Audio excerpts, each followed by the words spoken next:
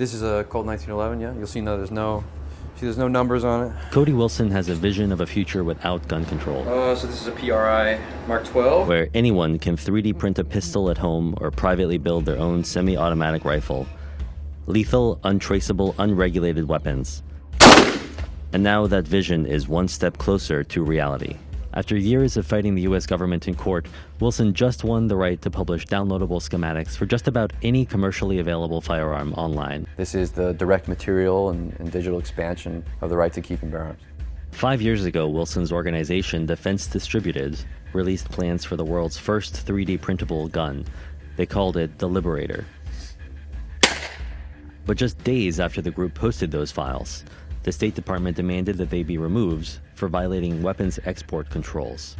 Defense Distributed complied, but then filed a lawsuit claiming its right to publish gun files was a form of protected free speech.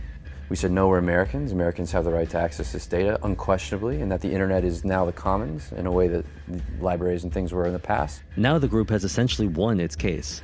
Its settlement with the State Department will allow it to once again upload gun files designed for DIY gunsmiths, and promises to open the door for others to do the same. Is it the end of gun control?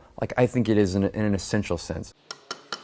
It's not quite that simple for now. Homemade weapons have been involved in at least 2 mass shootings in the last 5 years.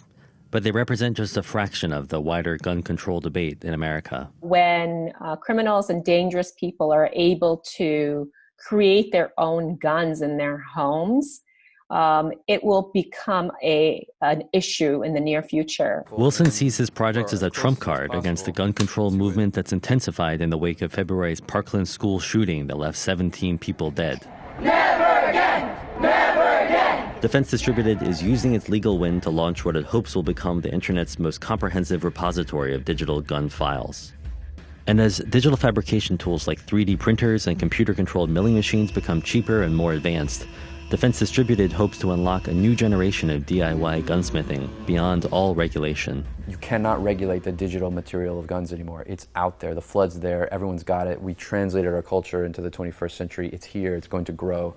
The group already makes and sells its own milling machine called the Ghost Gunner that can produce frames for AR-15s and 1911 handguns.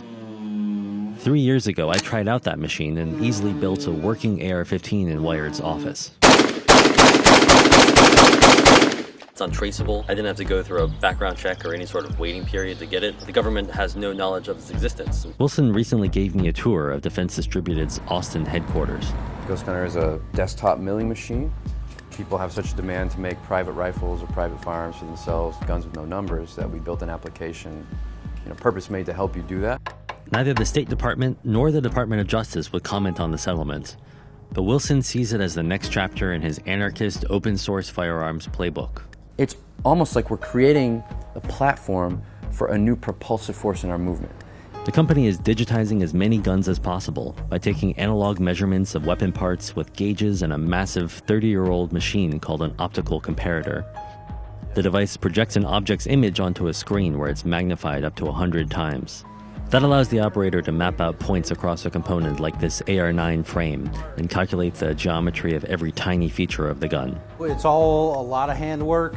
We come over here and we put the dimensions into a CAD model. We're going to do a lot of starting from scratch as we build. And now they can legally publish those materials online.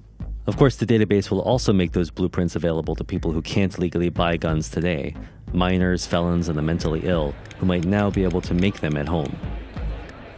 Wilson argues that's unlikely to happen, but says the possibility won't stop him from doing his work. I'm resolved that because of my political principles and because of my belief in what's driving the project, that you have to accept that obviously people will do bad things. This is not in any way a justification for wholesale class-based prohibition on access to the right to keep and bear arms. Wilson sees the digital library of weapons material his group is building as a way to undermine any future efforts to control the weapons he believes everyone should have access to. As Wilson admits, it's a dangerous vision. I think almost without exception that people have a right to this kind of data regarding anything. And now it has the legal approval of the US government.